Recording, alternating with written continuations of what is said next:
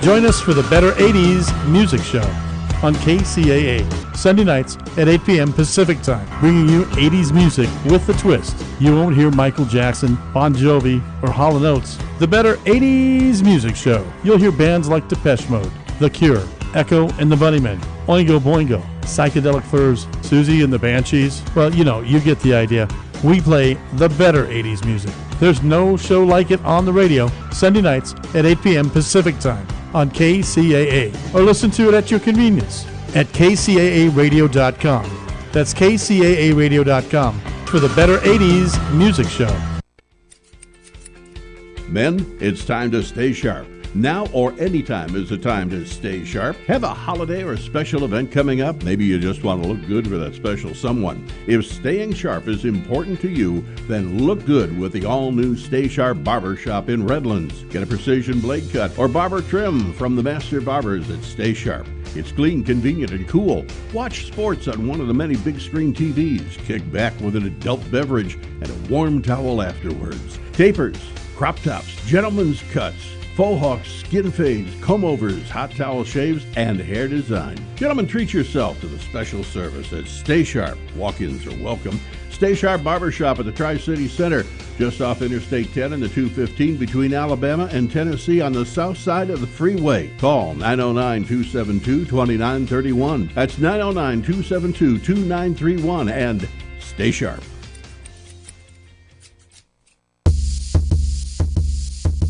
Heavenly Paws in Upland wants to remind pet owners of the importance of spaying and neutering. Shelters overflow with unwanted pets. Spaying and neutering helps prevent this and has many health benefits too. That message courtesy of Heavenly Paws at 916 North Mountain Avenue in Upland for all breed dog and cat grooming and featuring all natural products. Call 909-981-1496 or look up online too at heavenlypawspetcare.com. Check them out on Instagram and Facebook too. John Mankey and Associates Realtors reminds all area listeners to please get out and donate blood to salute the brave men and women of our armed forces. So salute our troops. KCAA Loma Linda. The Legacy KCAA 1050 AM and Express 106.5 FM. Wall Street poised for gains this morning as it wraps up the month of March and the first quarter today. A lot was thrown at stocks in the quarter, including the banking crisis and more interest rate increases. As of this morning, the major averages are on pace for a winning March.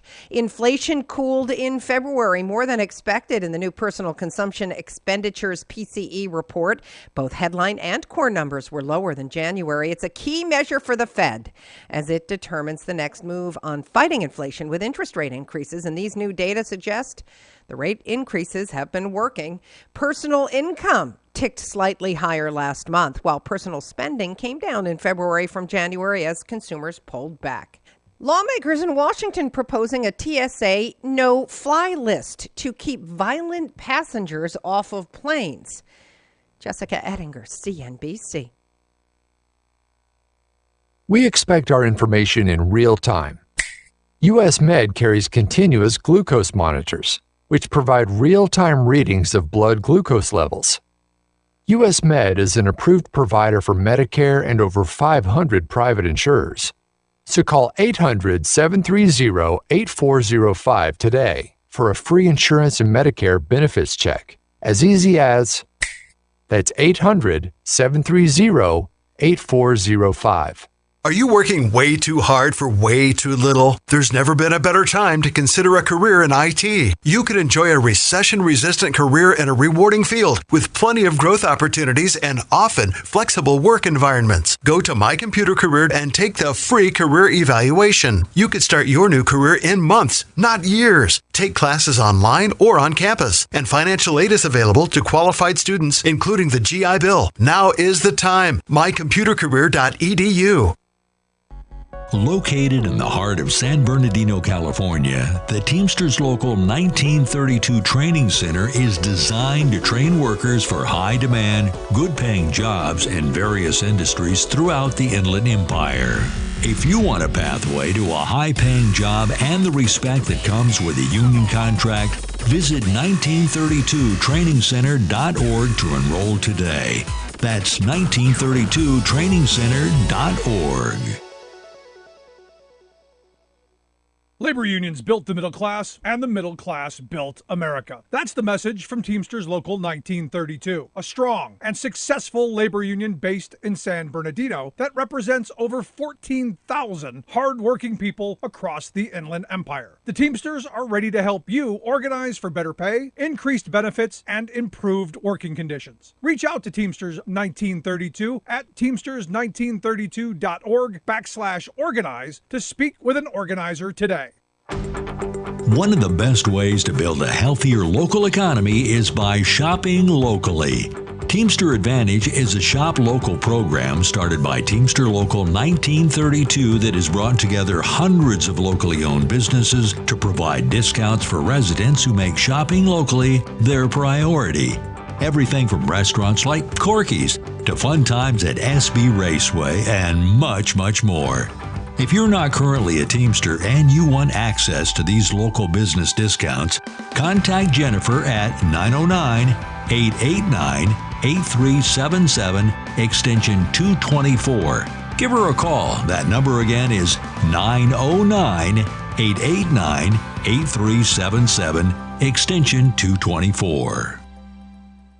Are you underpaid and overworked? Is a living wage and employee benefits like affordable health care more of a dream than a reality for you and your family? If so, it's time to form a union. Don't be denied the wages and benefits you deserve. Come together in a union with the power of numbers. A union is not a privilege, it's your right, and it will make a difference. Contact Teamsters Local 1932, a powerful and successful labor union in San Bernardino, by visiting teamsters1932.org/organize to start today.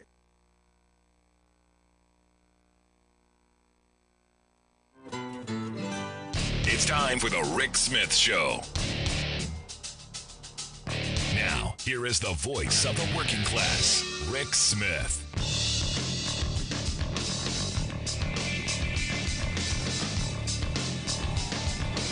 And welcome, brothers, sisters, working class heroes. This is the Rick Smith Show.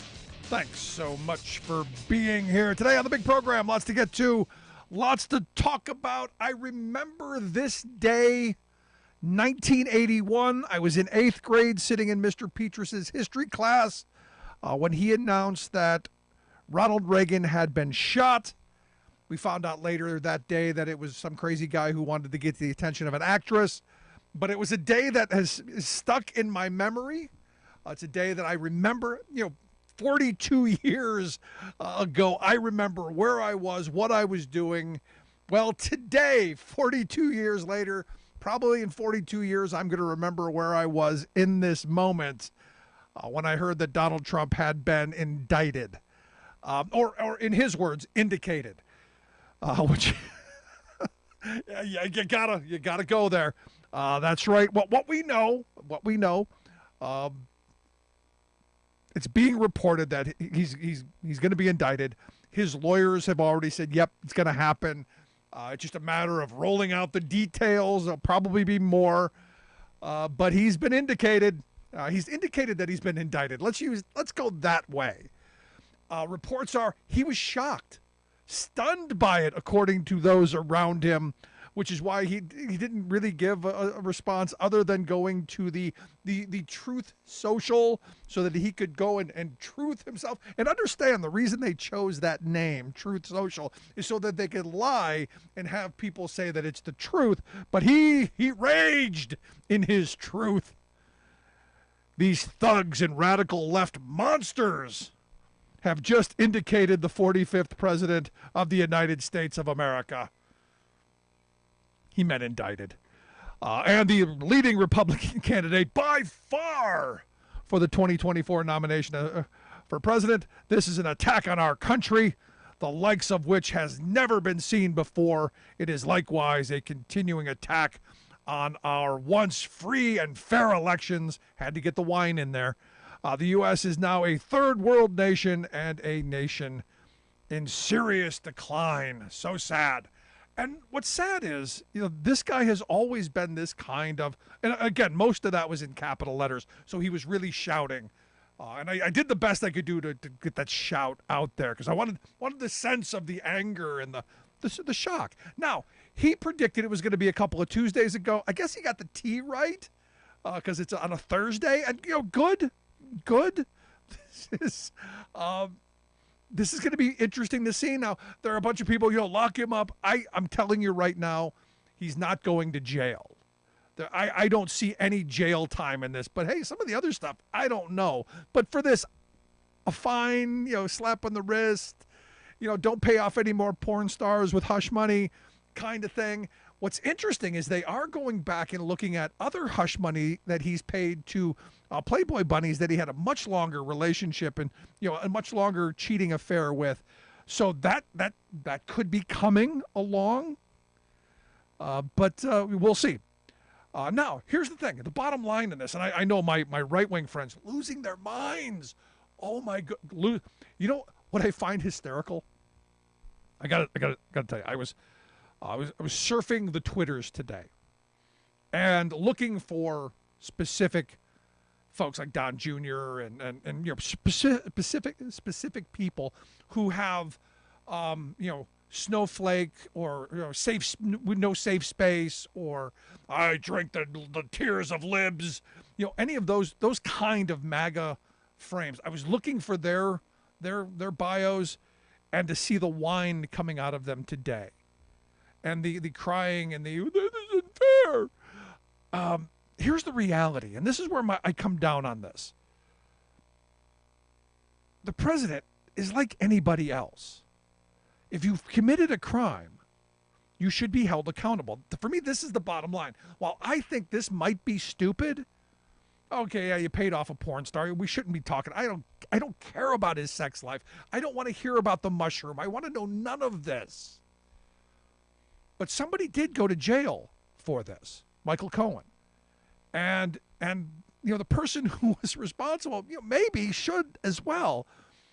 In this country, if you commit a crime, you should be held accountable. Indictments are done by we the people. A group of our peers go and look at the evidence and choose an indictment. That's what they did. That's why this has taken so incredibly long. And these everyday folks, people like you and me, went into a room and reportedly they have decided that a crime was committed, and they have chose to indict him. And again, he will have his day in court. And listening to some of these this is worse than third world countries. This is worse than Russia. This is worse than no. He's going to have his day in court. He's going to be able to defend himself. And trust me, he will have the best legal representation that will be willing to not be paid. Here's the thing. What we understand at this moment, they haven't officially rolled out the indictment, so we don't know the exact charges. But what we're being told at this moment is because, look, he cooked the books. He cooked the accounting books to cover up the fact that he paid hush money to a porn star because it was going to make him look bad in the election. Now, personally, I got to tell you, I don't know that that's completely accurate looking backwards, because I don't think it would have mattered. I think the folks who were, the dyed in the wool, bought the hat, don't care. But he did break the law. If they can prove he did this, and look, Michael Cohen went to jail, said he did it, this is what should happen. From what I understand, fairly strong, substantial evidence, strong case. This is where it should go. If it were you or me or anyone else, we'd be going to jail. What I find interesting are all of the Republican lawmakers who are rallying around him, refusing to say that he should be held accountable. Basically, no, this is a witch hunt. That kind of ridiculousness. And I said yesterday, I think Trump was masterful in coming out and saying, on Tuesday, they're going to come and indict me, and setting the time frame for himself, raising the expectations, pushing the district attorney to making the move faster. So yesterday when they said they're going, the jury's going away for a month, I'm like, oh, okay, well, this is This is them going, we got more work, more I's to dot and more T's to cross. Turns out they just wanted to get everybody out of Dodge before the insanity ensued. So for me, going to be interesting to see where this goes, because again, we're in this spot where, are we a country of laws that everyone is accountable to? For me, that's the bottom line in this. And again, the amazing thing about our system is you will have your day in court. Now, he's, like I said, he is going to have the best legal defense team that money, well, if he decides to pay them, can buy. What I find interesting is how they responded. Now, this is kind of setting the tone for the 2024 election, because even if he's indicted everywhere, even if it comes in Georgia, if DC does it over January 6th, go around the globe. If all these places are indicting him, he's still running, and he's still the front runner by far. I found his releasing a made for social media video to be very interesting, in that he didn't go to reporters. This was all prepackaged. This was, again, whining and complaining and grievance stuff. But I think this next election cycle is going to be him doing a lot of this stuff, because I do believe he's getting older. He's diminishing in his ability to do what he's done in the past. If you watch him, a lot of times he's struggling to get through sentences, and it's going to get worse as the attacks come. Because I got to wonder, in the media culture, how many people are just going to, just throw softballs at him, and how much more attack is going to come. This is not going to go away for him. It's only going to get worse. The floodgates will now open once the first official indictment happens. And as I said, I think, tomorrow we should maybe see something. And then, Georgia could come down the road. The folks in D.C., the Department of Justice, could be coming out with the classified document stuff, or with, the January 6th stuff they're investigating. Lots of problems. Now, again, as I said the other day, it's hard to win one of these cases, let alone 2, 3, or 4, or 5, and then decide you're going to run for president. That's the interesting part for me. But I'm a little surprised. I'll be honest. A little shocked. But this had to happen. Curious your thoughts. Email me, rick@thericksmithshow.com. Should he be indicted? Does this rise to the level of a crime in your thought process? Or is he just like anybody else? You break the law, you're held accountable. I want to hear your thoughts. Email me, rick@thericksmithshow.com. We'll take a quick break. Right back after this. Stick around.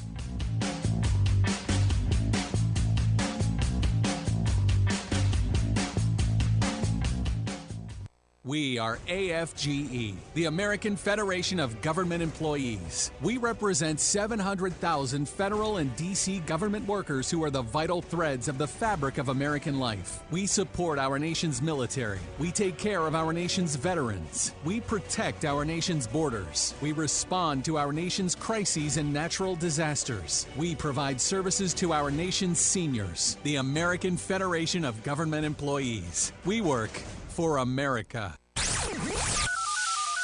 The phone lines are open. Give Rick a call at 1-866-416-RICK. That's 1-866-416-7425. We are AFGE, the American Federation of Government Employees. We represent 700,000 federal and D.C. government workers who are the vital threads of the fabric of American life. We support our nation's military. We take care of our nation's veterans. We protect our nation's borders. We respond to our nation's crises and natural disasters. We provide services to our nation's seniors. The American Federation of Government Employees. We work for America. Welcome back to the Rick Smith Show. Now, here is Rick Smith. So I got to tell you, I'm wondering, will Trump surrender? Can you imagine him surrendering. I mean, that's not a word that he wants to have next to his name. And I got to wonder what kind of spin they're going to put on it, or if he's going to try and fight it from Florida. Say, no, we will not go, and force Ron DeSantis to either, stand by his word that he's not going to extradite him, or actually, wouldn't that be hysterical? The governor of Florida who wants to run for president, extraditing the guy who's beating the tar out of him in the polls, sending him off to surrender, to be indicted or to be charged. That would be, well, it'd be hysterical. Sad, bad situation all around for our country. To have someone like this who has been president, who may be again, but it's where we are. And the thing is what the heck? We've got a president who's criming. The American people believe criming is around every corner. In fact, Gallup just came out with a poll and said that it's a record high number of people who believe that local crime is worse. They write Americans are more likely now than at any time over the past 5 decades to say that there is more crime in their local area than there was a year ago. The 56% of adults who report an increase in crime where they live marks a 5 percentage point uptick since last year, and it's the highest since 1972. And you go, wait a second. That's not reality. Oh, but I know it's not reality. It's just what we hear every day on the F channel and the right-wing outrage machine. That around every corner there's MS-13 coming to get you, and robbing thieves of marauders, emptying stores out, and yeah, this stuff happens. Not at the incredible amounts that we're led to believe or told to believe. But this is what happens when you have a crazy media structure that just wants attention. That idea, if it bleeds, it leads. Maybe we should be rethinking this. And look, I've been watching the coverage of the most recent shooting, and there'll be another one, and another, and another, and another, because as our Republican friends have said, they're not going to fix it. There's nothing going to happen. And they've admitted it. And there's a part of me that goes, I respect that. I respect honesty. I respect when you come out and say, you know what? Yeah, it's terrible. A couple of kids got killed. Those 3 9-year-olds are never going to see 10. Yeah, I get that. That's the price of freedom. And we're not going to do anything about it. Now, interestingly enough, thanks to Elon Musk and Twitter and the way they've screwed up the algorithms and just put all of the craziest of crazy people on my timeline, that all I am inundated with was right-wing drivel, I came across a tweet by this guy, John Rich. Evidently, big-name country singer, evidently big right-winger.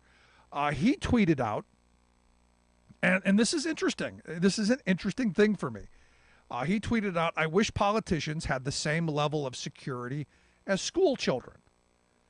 And my mind went into this place of saying, what he's saying here is that nothing's going to change until the slaughtered children of these events are being buried by wealthy, influential people, by our politicians, by the elites. What he's saying is your kids, my kids, our kids don't matter. They're not worth protecting. They're not worth enough to protect.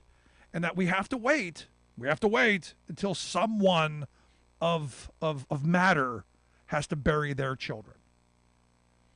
And it's just, again, one of these things where I've been saying, understand, every one of these shootings, every time we see one of these shootings, what happens? It's a cycle.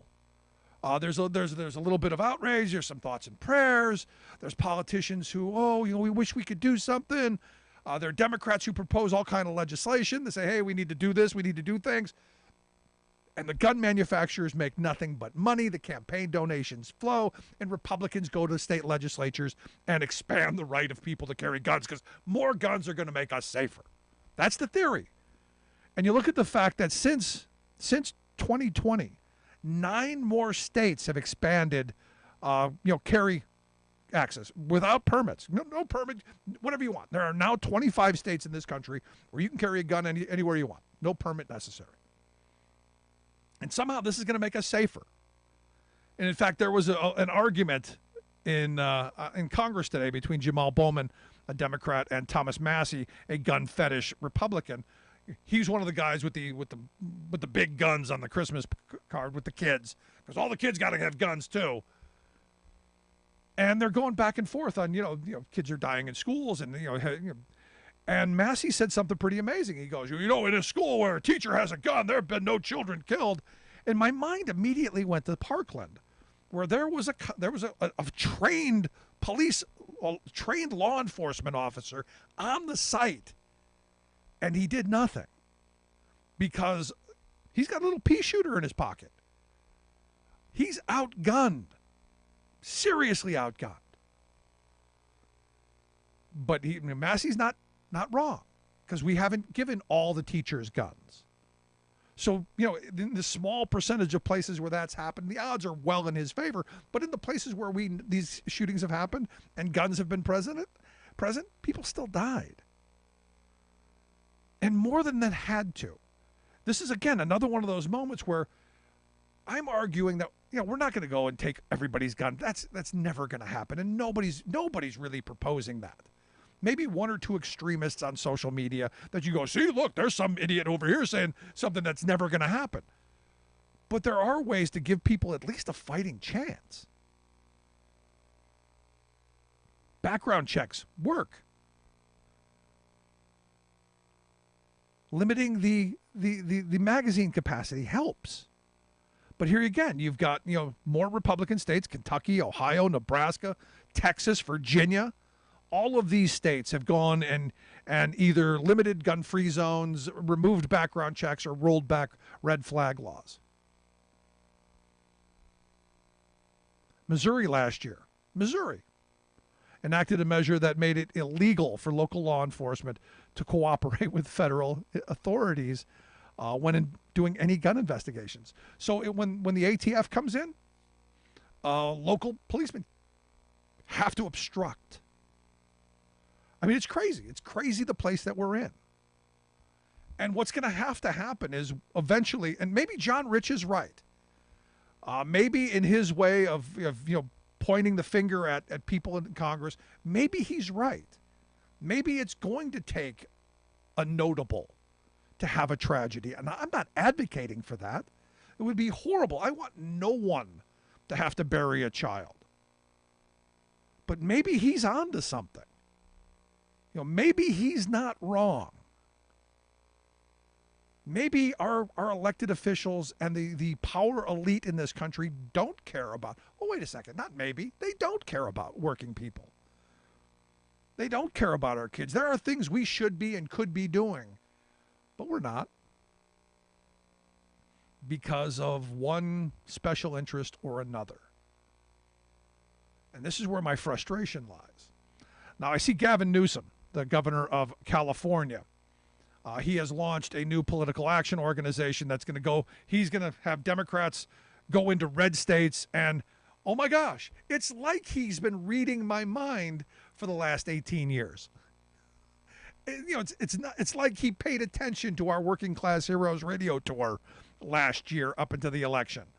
That you've got to go into places where working people are. You got to go into rural communities and talk to people so that they're not afraid of you, so that they see you, they get to know who you are, and know you're not the boogeyman that the NRA and the Republican Party keeps painting, saying rational people who want to do decent things. Have those conversations, have those tough arguments, have a beer and yell at each other, and then walk away from each other. This is where we're struggling as a country. I'm old enough to remember those bar arguments, and those are some of the best times I can remember, because they're heated, spirited discussions where people are honest. And when you can walk away and go, okay, well, I agree with this, I don't agree with whatever, that's great. Problem is, we're in a moment right now where everyone packing heat, well, you don't agree with me, somebody's got to go. That's unhealthy for a society. And look, for the people on the outside, the Chinese, the Russians, the Iranians, the North Koreans, whoever else, all the people who on these social media sites who are spewing the most outrageous stuff, they're just stoking the fire, trying to get us even more riled up, even more pitted against each other. So the fact that we're going to have a guy who I think is going to run for president, getting out there and going into places and talking to people that don't agree with him and defending his position and sharing ideas. Because here's the thing, and I've been saying this for years. Progressive policies are extraordinarily popular across the spectrum. Democrat, Republican, Independent, blue, green, red, purple, doesn't matter. Progressive policies are popular. Progressives are not. But the policies are spot on, ensuring that people have access to health care, ensuring that education is funded and every kid has a chance, ensuring that people have good jobs with good wages. These are popular ideas and popular policies. You got to get people out there pushing for it. Oh, I don't know, maybe leaving a planet worth inheriting for our children and grandchildren. These are policies that are wildly popular, as long as we take the names off of them. The Affordable Care Act, much, much more popular than that dreaded Obamacare, even though they're the exact same thing. I want to hear your thoughts. Email me, rick@thericksmithshow.com. I'm Rick Smith, and this is Labor History in 2. On this day in labor history, the year was 1870. That was the day the 15th Amendment to the U.S. Constitution was adopted. It was the third of the Reconstruction Amendments. It prohibited voting restrictions on the basis of race, color, or previous condition of servitude. Premier historian Eric Foner states that the Reconstruction Amendments reflected, quote, a newly empowered national state and the idea of a national citizenry enjoying equality before the law. These legal changes also arose from the militant demands for equal rights from former slaves themselves. The bulk of southern states refused to ratify, but then capitulated. Interestingly, New York sought and failed to revoke its earlier ratification. The amendment split the women's suffrage movement for its failure to codify women's voting rights. Some radical Republicans also abstained on the basis that it did not also prohibit poll taxes and literacy tests. Immediately, the 15th Amendment came under attack.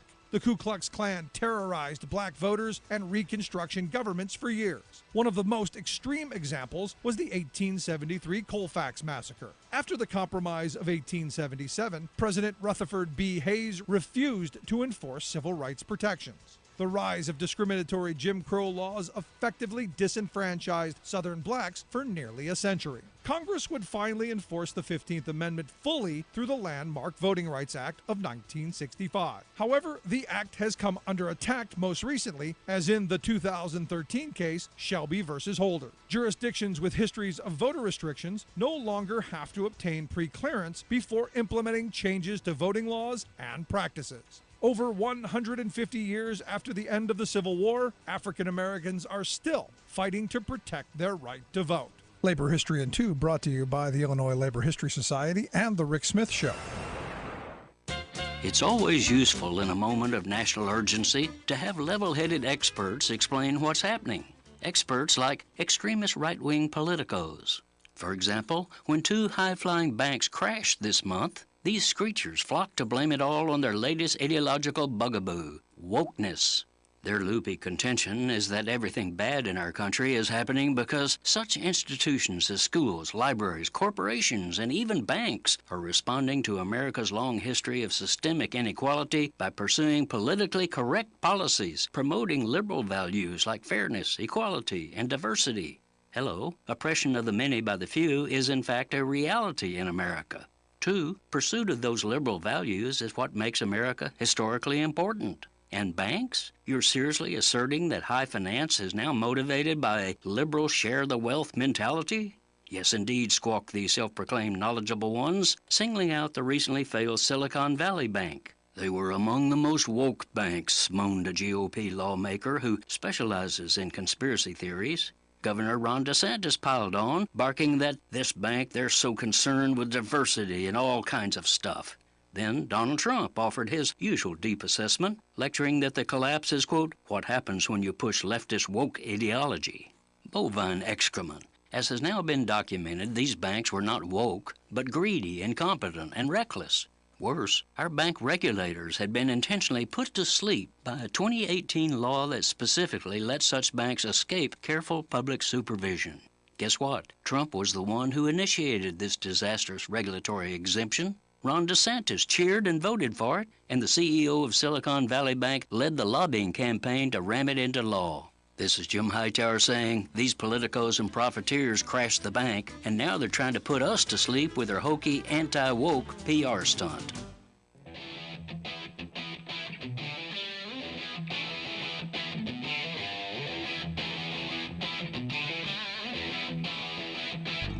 Welcome back to the Rick Smith Show. Now, here is Rick Smith. So the shaman, what's his name? Jacob Chansley, the shaman, the January 6th shaman. Evidently, the shaman, the QAnon shaman, has got an early release from prison, 14 months early. He's going to be in a halfway house for a while, but 14 months early. I'm like, I don't know. I think these guys should have to do every day, and then extra days for bad behavior. Just a thought. But this has always been told to me. If you have to go to prison, go to federal prison. They're usually a little bit easier. Anyway, here to share some thoughts on the big news of the day. The shaman getting out early. I've asked our good friend Sarah Burris to come talk with us. Sarah's a reporter at Raw Story. RawStory.com is the website. Sarah, thanks for taking time for us. If you're on the radio and you can't see me, I've got flags stuck in my hair and I'm waving one. Because you are all America. Today is the day that we celebrate justice. Despite the fact that the Q shaman was allowed to get out early, the dude still is going to be under house arrest and probation for a very, very, very long time. And despite all of the crazy stuff that he did in the Capitol, he did not beat up any cops. Right. Whereas some of the other folks did. And so there is this sort of like weird line between, violence in federal prison, violent offenders versus not. So there's that. There's that. But there was an indictment. I know there's an indictment reportedly. We should find out more in the coming days. But I love the typos of the Donald on the truth. He was indicated. He was indicated. Oh my gosh! With some Kofifi and hamburgers. I don't mean to giggle so much, but it really is. It is the cherry on top to have the reason I bring a this typo. Up is, look, I've made typos before, and it is what it is. But when you're at that level, when you are you're running, when everybody's looking at it, when news organizations are picking it up, you kind of might want to proofread it. I mean, look, I've been guilty numerous times of a typo. Like just the other day, I put a K instead of an L in the word should, and somebody corrected me and wanted me to said you're stupid. You need a dictionary, and she misspelled your. Oh, that's brilliant. That's lovely. I get really, really snotty comments from people in our email, and so now I've just started lashing out at them and. I find out who they are, where they live. That freaks them out. Oh. But right. It's nothing scarier than somebody knowing who you are. But there's that piece of it. Yes, you should probably have a staffer on hand to proofread your statement. But I think regardless, I mean, that is the perfect statement for Donald Trump. Yeah. It really is. It is. All of the things that he could say, that and Kofefi would be. No, but here's the thing. Having watched him for so many years, there's part of me that says he did that on purpose, so we'd spend the last 3 minutes joking about it and not talking about him actually being indicted. There's part of me that thinks he is such a media mastermind that he throws this stuff out to see who will go after it. Because it's too perfect for the moment. Nah. Nah. I don't think I just don't think that he's smart enough. I don't think he's that crafty enough. I think he's probably crafty when he needs to be, but on a night like this, when he's probably having heart palpitations and thinking about, oh my God, what's it going to look like when I have to march into the police station and stand in front of that camera Yep. and When he has to stand in front of surrender. the judge. Yeah, I mean, like that has got to be humbling, let's say, because that will be a really truly humiliating moment for him, and he's never experienced something like that. So, as I said earlier, I wonder how he's going to spin the surrender, because he has to surrender. I mean, clearly he's not going to have them come, handcuff him, throw him to the ground, and drag him in. He's going to show up if he has to. But I wonder the spin that's going to come out. What kind of misspelled word will come out of surrender? I've sacrificed myself for the good of the movement. Something like that. Right? That isn't like I'm trying to figure out too. Like how do you spin that? How do you spin he's a martyr. I think he'll probably go into this and just be like, I'm gonna fight this, I'm fighting it for all of us, Yep. That kind of crap. I think he probably won't focus on the surrender. What would be really nice is, you remember in The Wizard of Oz, whenever the witch wrote "Surrender Dorothy" in the sky? I think it'd be awesome if a skywriter did that over the courthouse. But now, what I did find interesting are the number of the people who were for years chanting "lock her up," and these snowflakes with their safe spaces and "F your feelings," and all those people having a complete and total meltdown. One of those being the teary-eyed Don Jr. When he had his little meltdown, whining about, "This is worse than Pol Pot, worse than Mao," and I'm going, clearly you show your ignorance, because there would have been no indictment. They would have just murdered him, because that's what happened there, Junior. yeah, I mean that's the sad thing about Junior not being exactly the brightest bulb in the tanning bed, is that he doesn't actually know who these people are or why they were infamous. And the fact that they were infamous really comes from the millions of people that they killed, the genocide, the horrific country that they oversaw, and the idea of somebody being indicted for a porn star hush money payment is not genocide. I gotta, I understand you want to go hyperbole, and that is the true mark of a Trump, is just waving that hyperbole flag. Yeah. This is really just not an appropriate one. Yeah. Now, Ivanka, evidently, haven't heard much from her, have we? No, she's having most of her life being about being a mom and a wife right now. Yeah. Yeah. She's June Cleaver. Brunches. She's June Cleaver. Yeah, and that's been pretty funny, is that there are some folks that say that they are in the social scene in Florida, and that they know a lot about Ivanka, and that she doesn't really want to have anything to do with her dad. Oh my God. Anymore. I know. That's so... low key, no cap? For real. Totes for real. And that doesn't really surprise me much, because her husband has several billions of dollars that he got from a whole bunch of other sketchy countries to make their life happier. So they basically got all they wanted out of Donald Trump. Yeah, no, they're gonna be just fine. Yeah, they're gonna be fine until Jared hacks off one of the one of the princes of Saudi Arabia, and they just they bring him into an embassy and they chop him into pieces and carry him out in duffel bags. You mean like that? Yeah, pretty much.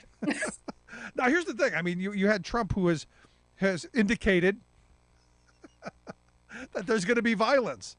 If you've read some of the past tweets, do you see in this moment, once the MAGA world, the F your feelings people and the no safe space people, when they finally grasp what's going on, do you think there's going to be violence? It's really hard to know, because I mean, my inclination is to assume that they're going to flock to New York, and that this is going to be a big thing, and it'll be a circus and an S show for radio friendly people. And I'm not sure if that will actually happen. I think it's going to go half one way or the other, right? I think the chances are, if they're brave enough to go to New York, people don't screw around in New York. Like, the cops really don't. Like, these people have to deal with protests at the UN. I mean, like, this has gone on for a very long time in New York with protests. They know how to kettle people.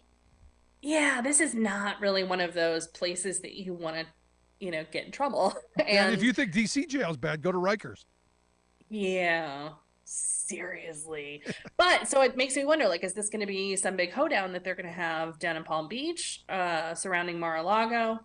But if Donald Trump's not there, then what's the point of them being there for him? Yeah. Now, the question that my mind keeps coming to, yesterday we talked about the fact that the grand jury was going to go away for a month. So my mind goes to this place of, I guess we were duped again. They're going back to cross their T's and dot their I's, only to find out, today that there's an indictment coming.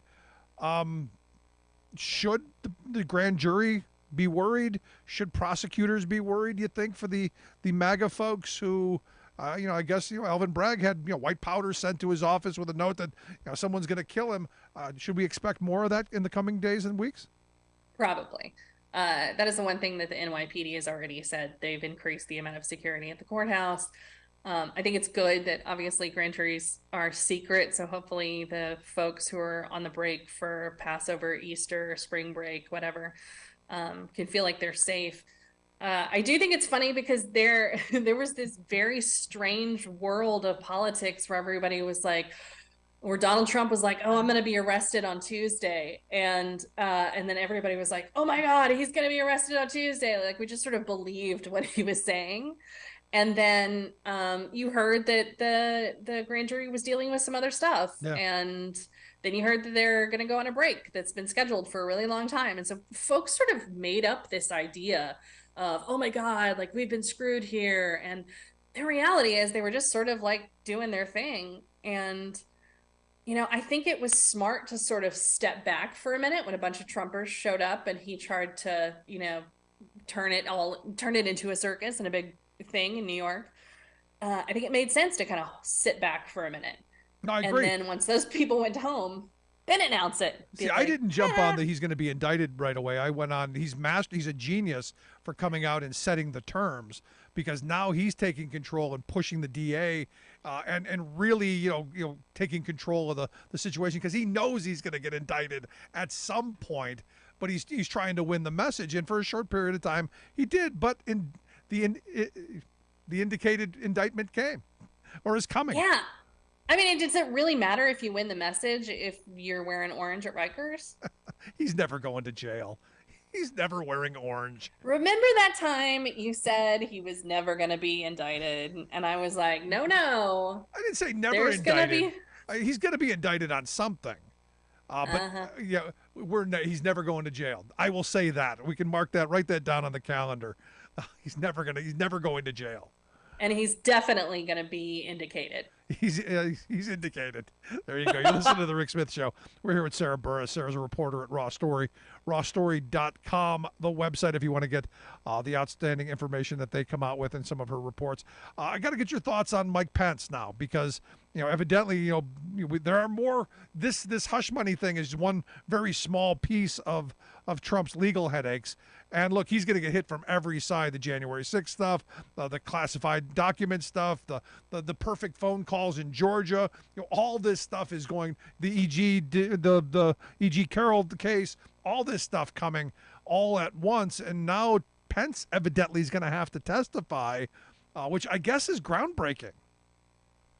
Yeah, I don't understand why it's necessarily groundbreaking. I think Pence tried really hard to get out of it, but the idea of what he was trying to do didn't really make a lot of sense. And even when the judge came out and was just like, yeah, no, good try, but no. Then he tried saying, well, the judge saw it our way, so we're just going to be working on what this means for the future. It's like, what it means for the future is you got to go testify in the grand jury. You've got to put your hand. You've got to put your hand on that book you say you believe in. Swear to the person that you swear you believe in, and then you've got to lie. Yeah, you've got to lie. Or you have to tell the truth in what will probably be a taped deposition or taped testimony. Even if that tape never necessarily makes it to the light of day, like there's got to be somebody who's in there filming this stuff or at least recording it, right? Like I would totally be. I'd be like sliding that thing under my seat trying to get that recorded. But did you see the story today? Since you brought that up, did you see the story today that some contractor in Washington got arrested for trying to secretly record the Republican senators in one of their meetings? No, yeah, I did not. Because nobody wants another Mitt Romney moment. Nobody in the Republican Party wants a Mitt Romney moment. So they're going to start arresting people for secretly recording their meetings. I don't know if that's legal because DC is a one-party consent state. So as long as one party knows that they're being recorded, which means the person who's recording it knows, you can't arrest somebody. I mean, does the Capitol have different laws than the city than the area in DC? I don't know. And might. I don't know. I know Maryland, Virginia, DC all have that same law. Does the Capitol like exist in this nebulous other state? It's got its own police department. It's got the Capitol Police. So I don't know. But it's an interesting question. I know Pennsylvania. We need to find a legal nerd to ask this. We should, when we get Renato Mariani on the show tomorrow. I will ask Renato some of that. That's right there at the top of the list. But I know Pennsylvania is a two-party consent state. You can't just record me without my knowledge. So there is that. But I'm waiting to see Pence's. I want to see his testimony, and I hope we get to see it because I do think I was making a joke a little bit. I think he will go in and tell the truth. I think he has to. I don't think Mother will let him otherwise. Yeah, very true. I wonder if he will hem and haw around it a little bit. I think regardless of what he tries to do, they're really just going to put it to him and be like, no, you have to actually answer this question. And so if I'm the prosecution, if I'm the person asking the deposition, all women lawyers. Oh my God, that would be so amazing. Women lawyers with like low cut blouses just to make him very uncomfortable. We can sweat him. or like, oh man, if you and could have no a drag mother, queen in there. no mother. You could have a drag queen in there. That would just be priceless, right? Like, oh, that'd be so good. So good. You're not. So you're evil.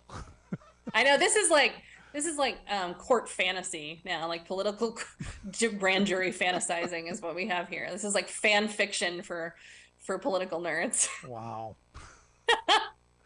No, see, this is the thing, and this is where there's part of me. And this is the last question I got on this, because I see that this is for Trump's base is going to just feed them the red meat that they want and need to don the red hats and the flags and go out there and buy the merchandise and get out there and march from him because they're going to make him a martyr. How do you? And of course, Democrats on the other side who have bought the blue hats, they're going to be on the other side. Is there anyone left in the middle that will be impressed one way or the other, that can be movable in this moment on this, or do you think everybody's already in their camps?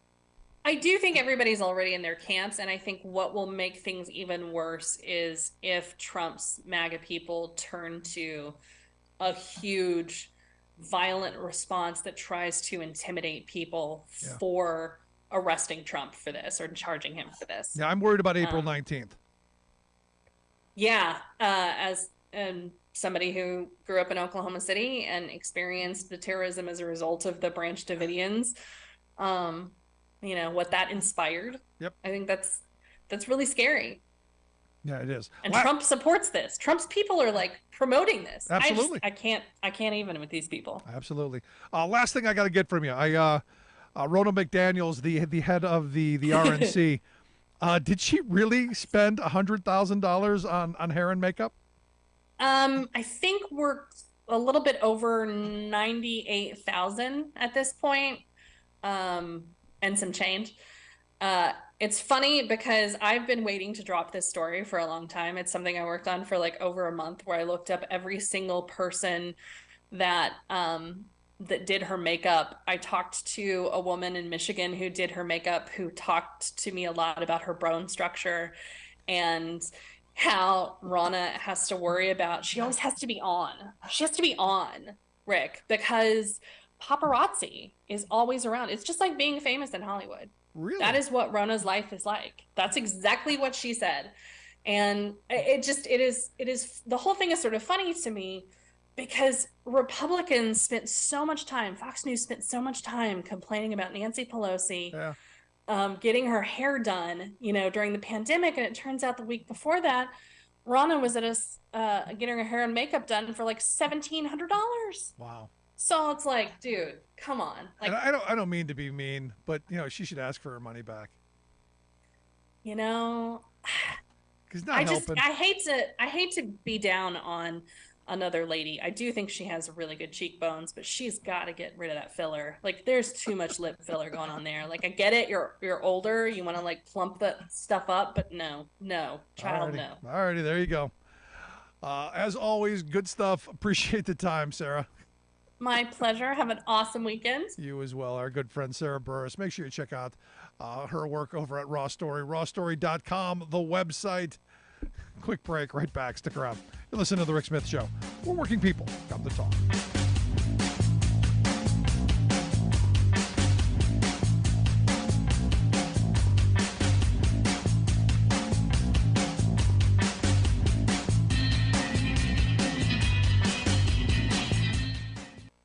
I'm Rick Smith, and this is Labor History in 2.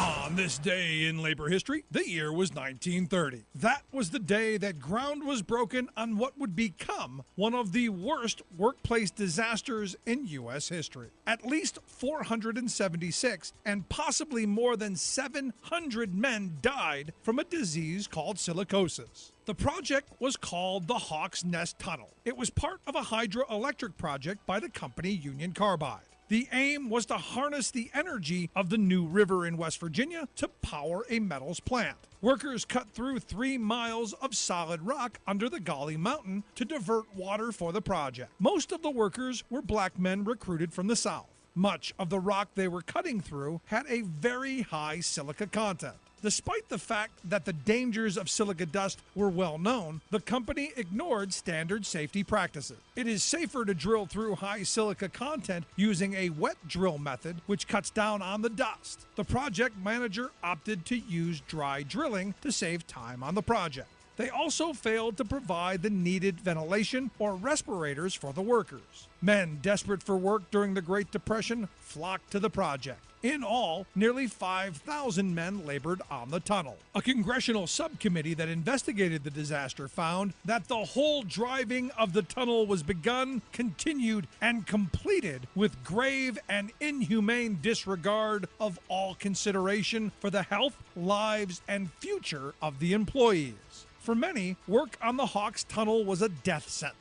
People with silicosis die a slow, agonizing, suffocating death. The companies involved in the project faced litigation, but in the end, they only paid out $200,000 in damages. Some that were impacted received as little as $30 for their lives. You're listening to The Rick Smith Show, where working people come to talk.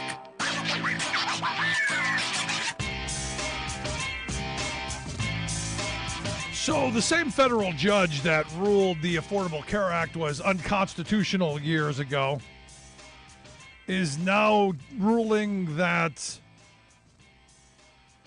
free preventive care is unconstitutional. Evidently, certain types of free preventative care, including screenings for cancer, depression, diabetes, HIV, according to this judge, Judge Reed O'Connor of the Federal District Court for the Northern District of Texas. Nope, can't do it. And this is where you go, why is it our healthcare costs are so way out of whack? Why is it that we've got so many problems in our system? And preventative care is a huge part of that. People getting the initial screenings, catching things early, prevented. We used to know this. There was a guy who had a flag with a key on it, not a flag, a kite with a key on it. I think he said, what was it, ounce of prevention, pound of cure? We used to know this stuff. It was simple back then, I guess. Simpler. But this is one of these moments where you go, these crazy right-wing judges that are put in specifically to destroy any policy that's going to help working people is infuriating. And I know I've got people, we've been trained to anytime we hear the ACA or better, worse yet, Obamacare, that we're supposed to foam at the mouth and get all upset. I've been getting tons of responses from people saying, look, I'm grateful for the ACA. I wish it was better. I wish they would make things a little bit better. I wish they would tweak things. I wish the subsidies were more generous to help us afford it. But I'm getting insurance where I was never able to before.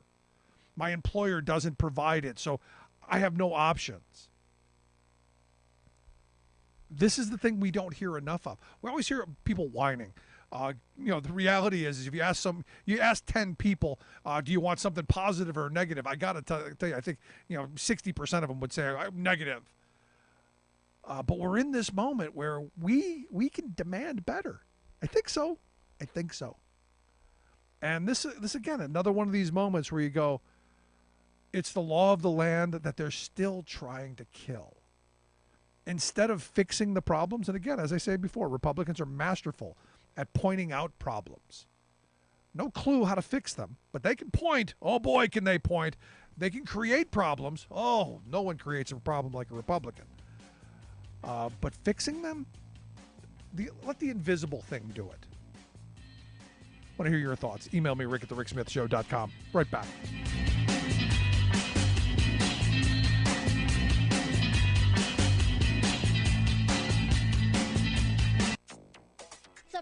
Of trickle-down fantasy that just will not make life easier for everyday Americans. House Republicans race to pass fossil-fueled energy bill.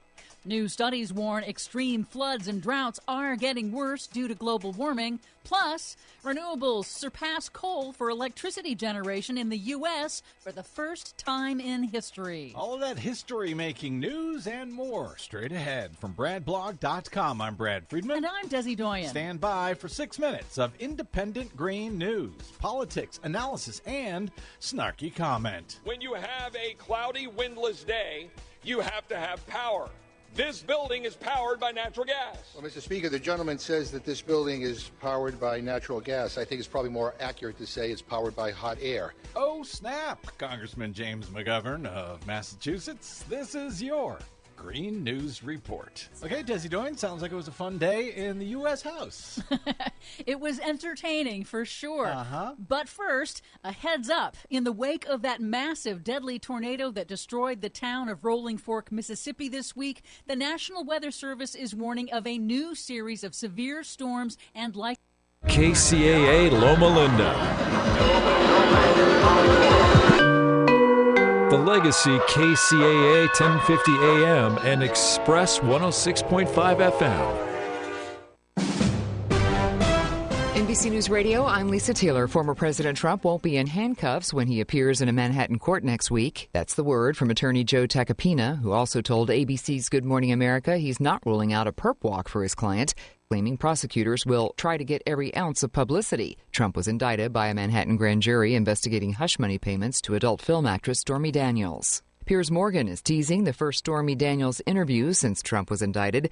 Morgan tweeted he'll be airing the first interview with Daniels at 4 p.m. Eastern today.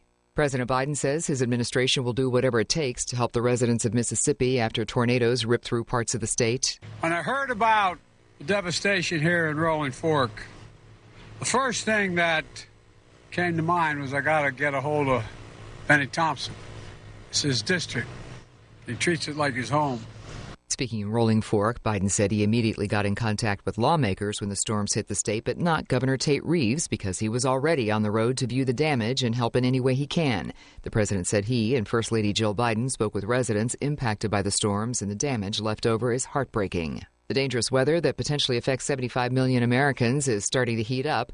Meteorologist Bill Caron says to expect the possibility of up to 24 tornadoes in impacted areas. The high-risk areas, first time in 2 years, from Cedar Rapids to Peoria and also including the Memphis area. We have been watching these strong storms now forming in areas of Missouri, southern Iowa, and areas of Arkansas. And then tomorrow, all of this nasty stuff slides with a wind damage threat, including Philadelphia and even New York City. So about 24 hours of this mess. The Justice Justice Department is suing Norfolk Southern in connection to the toxic train derailment in East Palestine, Ohio earlier this year. The lawsuit alleges the railway company violated the Clean Water Act for pollutants that were allegedly discharged when the train carrying hazardous material derailed in a fiery crash near the Pennsylvania border. You're listening. It's that time of year again. No, not the holidays. Medicare open enrollment. And if you have questions about Medicare, you should talk to the local experts. Paul Barrich and Associates. Paul and his agents are certified with plans that are accepted by most of the medical groups in our area. Call 909-793-0385. Their services are free, and after 41 years in the business, their agents are trained to help you pick the plan that's right for you. Are you underpaid and overworked? Is a living wage and employee benefits like affordable health care more of a dream than a reality for you and your family? If so, it's time to form a union. Don't be denied the wages and benefits you deserve. Come together in a union with the power of numbers. A union is not a privilege, it's your right, and it will make a difference. Contact Teamsters Local 1932, a powerful and successful labor union in San Bernardino, by visiting teamsters1932.org/organize to start today. Listen to the Del Walmsley Radio Show Monday through Friday at 11 a.m. on KCAA, now on 1050 a.m., 102.3 FM, and 106.5 FM. Tahibo Tea Club's original Pure Pau Arco Super Tea comes from the only tree in the world that fungus does not grow on. As a result, it naturally has antifungal, anti-infection, antiviral, antibacterial, anti-inflammation, and anti-parasite properties. So the tea is great for healthy people because it helps build the immune system,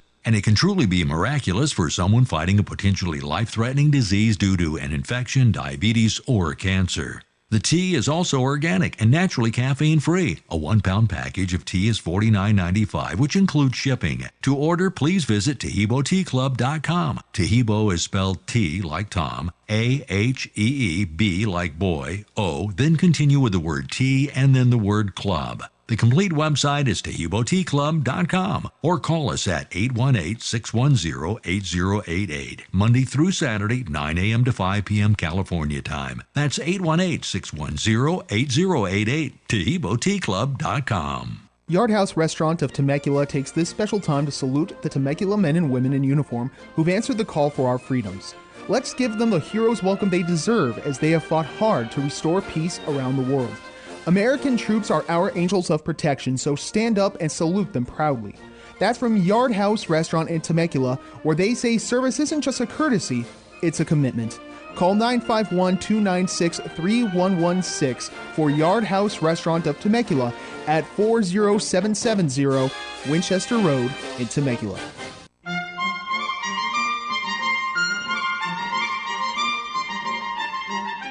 You're listening to the Tahibo Tea Club radio show, hosted by Milan Vukovic, founder of the Tahibo Tea Club. Welcome to the Tahibo Tea Club radio hour. My name is Milan Vukovic. I'm the founder of the Tahibo Tea Club. Without my father, John Vukovic, there would be no Tahibo Tea Club. My father was diagnosed with colon cancer that had spread to the pancreas in 1998 at the age of 86. He started receiving treatment at the Houston Medical Center, which is the biggest medical center in the world, bigger than Boston. Because the size of the tumor on my father's pancreas was the size of a half a brick, I was told that there wasn't anything they could do for my father, and that I needed to put my father's affairs in order since he had about 2 months to live. So, of course, I started planning a funeral. I called our friends and family and told them how grave the situation was, and told them that if they wanted to see Dad, they only had a couple of months, and they might want to do so now. One of the families that came to pay their last respects to my father came and brought Tahibo tea with them. They said Tahibo tea cured their brother from cancer. I looked at them incredulous, as if they were Martians or something. I mean, my dad was getting treated at the Houston Medical Center, and no one was saying anything other than to plan a funeral, and these people were telling me that the tea's going to cure my dad? But of course, I was polite to the people since they came to pay their respects. In any event, after they left, I cooked up the tea, and my father figured if he had 2 months to live, what's the difference if he's drinking the tea or water? He has to drink something anyway. So he's drinking the tea, and 2 months later, when they put him on a CAT scan machine, they thought their CAT scan machine was broken because they couldn't find a tumor on his pancreas that used to be the size of a half a brick. So They said to my father, you know the hospital right next door here at the medical center also has a CAT scan machine. Since you already drank the contrast dye, we'll phone them and you can walk over and they'll take a picture so you don't have to come back and do it all over again next week when we get our machine fixed. So my father walked next door. They took a picture. They couldn't find any cancer either. My father is now 86 years old. He's been cancer-free for over 20 years. And not only is he cancer-free, he's in such good health, he takes care of my garden and even mows my lawn. I mean, I'd be embarrassed about it if he didn't enjoy doing it, and I know it's good for him. Our customers always get a kick out of it when they ask me how my dad's doing, and I tell them as long as he's mowing my lawn, he must be doing pretty good. The tea's certainly been a blessing in my family's life, and God willing, our tea will have the same benefits for you, your family and friends, as it has for mine and so many others. Not a week goes by that someone doesn't call in with a truly miraculous recovery. Bone cancer, brain cancer, breast cancer, prostate cancer, mesothelioma, leukemia, diabetes, you name it. And not a day goes by that someone doesn't call in with some type of a success, whether it's just beating toenail fungus. Well, toenail fungus may not be imminently life-threatening, but if you have it, you don't like it. The Tahibo tree is an amazing tree. It never gets sick, never gets infected, and never gets infested. As a result, the highest potency Tahibo comes from the inner bark of the tree where the arterial and vein system, called the xylem and the phloem, in the tree reside, which brings nutrients to the rest of the tree. And that's why we only harvest mature trees over 40 years old in the rainforest of Brazil. The harvest method we use is to semi-strip some outer bark to get to the inner bark without cutting down the tree and allowing the tree to heal itself so they can be harvested again. It's also the only tree in the world the fungus doesn't grow on.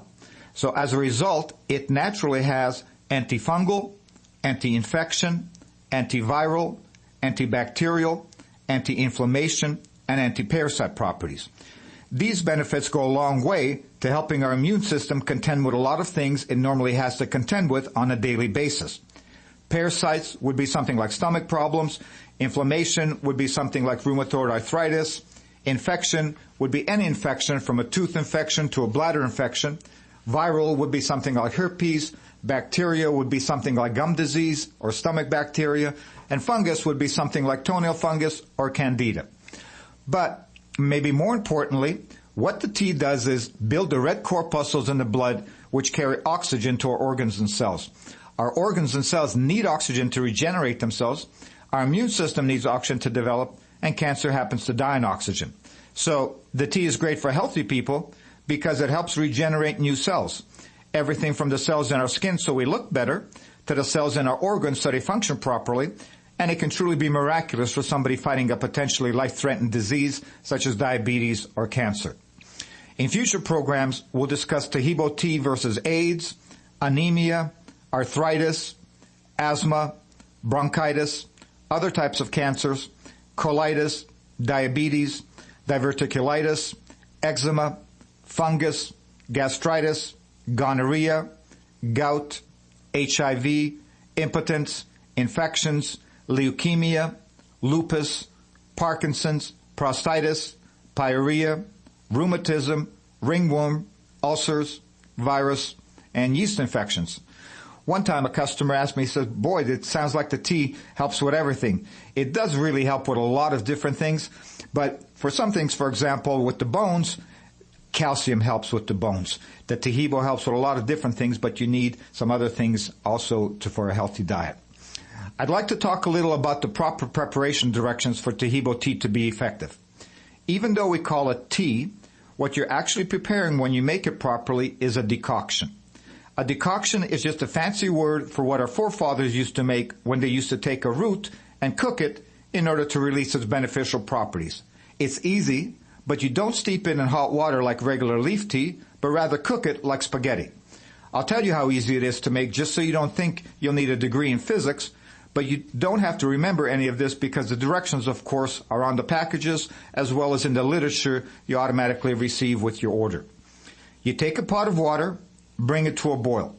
Once the water is boiling, you toss in a tablespoon of tea for every 2 cups of boiling water. Cook it on high for 5 minutes, reduce the heat, and cook on simmer for an additional 15 minutes.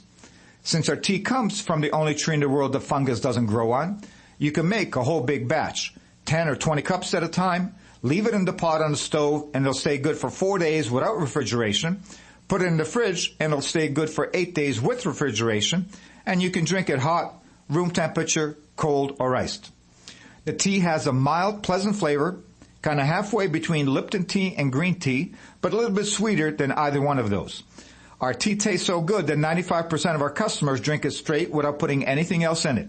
Even teenagers drink it straight. So, you know it must taste pretty good.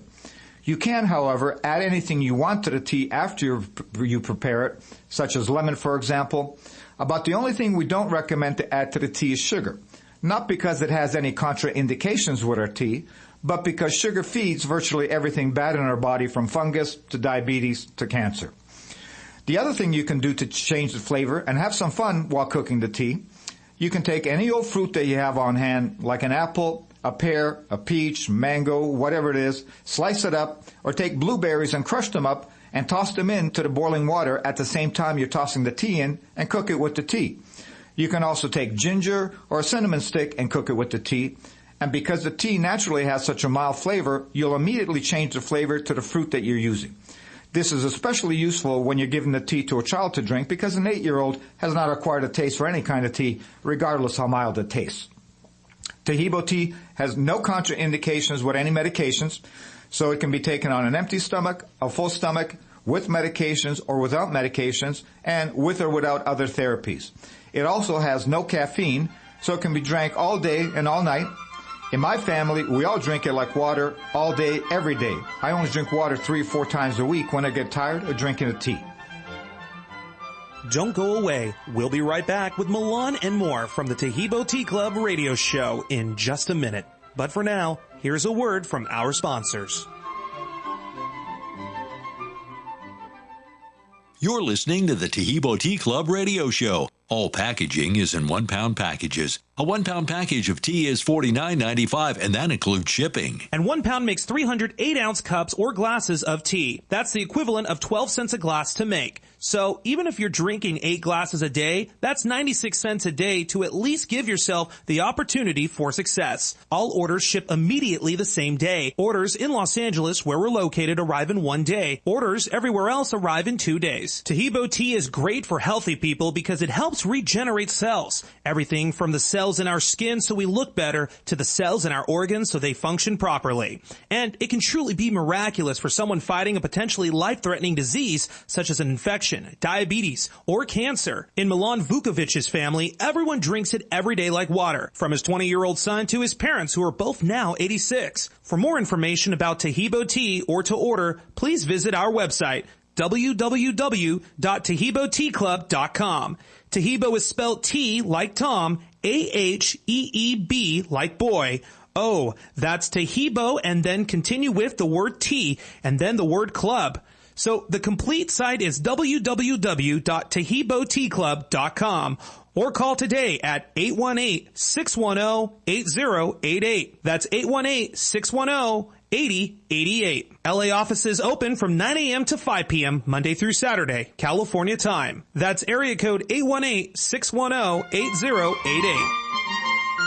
Tahibo Tea Club's original Pure Pouty Arco Super Tea comes from the only tree in the world that fungus does not grow on. As a result, it naturally has antifungal, anti-infection, antiviral, antibacterial, anti-inflammation, and anti-parasite properties. So the tea is great for healthy people because it helps build the immune system, and it can truly be miraculous for someone fighting a potentially life-threatening disease due to an infection, diabetes, or cancer. The tea is also organic and naturally caffeine-free. A 1-pound package of tea is $49.95, which includes shipping. To order, please visit TahiboTeaClub.com. Tahibo is spelled T like Tom, A-H-E-E-B like boy, O, then continue with the word tea and then the word club. The complete website is TahiboTeaClub.com, or call us at 818-610-8088, Monday through Saturday, 9 a.m. to 5 p.m. California time. That's 818-610-8088, TahiboTeaClub.com. Welcome back. This is Milan Vukovic, founder of the Tahibo Tea Club. My father's case was a case of colon cancer that had metastasized to the pancreas. I'd like to tell you about another cancer case about a man from Chicago. In 2009, he was diagnosed with brain cancer, specifically lymphoma of the brain. They immediately started chemo and radiation treatments, but his cancer kept getting worse. The chemo and radiation were not working for him, and they were making him sicker by the day because they're not easy treatments. By January 2010, he was literally on his deathbed. A friend of his who had heard about the tea called us and said, go ahead and send the tea to him in Chicago, even though it's probably too late for our friend, but for $34.95, it's certainly worth a try. So we went ahead, sent the tea to him in Chicago. We didn't hear from anyone until about 5 months later, this lady from Texas called to order the tea. We asked her how she heard about the tea, and she said, you know, my husband and I are originally from Chicago, and about 5 months ago when we were back visiting, our good friend Nick was dying from brain cancer. He was in such bad shape that my husband and I looked at each other and thought he was going to pass away that week, so we might as well stay in Chicago so we don't have to come back again the next week for a funeral. Well, Nick got the tea about that time and started drinking it, and he started getting a little bit stronger. My husband and I went back to Texas, and now 5 months later, Nick is visiting us. He looks better than you or I, so whatever it is that he's drinking, we want to drink too. I want to tell you that Nick at that time was 60 years old, and once he beat the cancer, he was feeling so good he got bored staying at home, so he went back to work full-time, and he's been cancer-free and in good health now for over 8 years and still continues to work full-time. I want to shift gears now and talk about diabetes. Oftentimes I get the question, how long does it take for the tea to work? If the tea is going to help, it's going to work rather quickly. In my father's case, it eradicated the tumor in exactly 2 months. In Nick's case with the brain cancer, it was about 3 to 4 months. Now, with diabetes and with all of the conditions with the tea, there's a healing process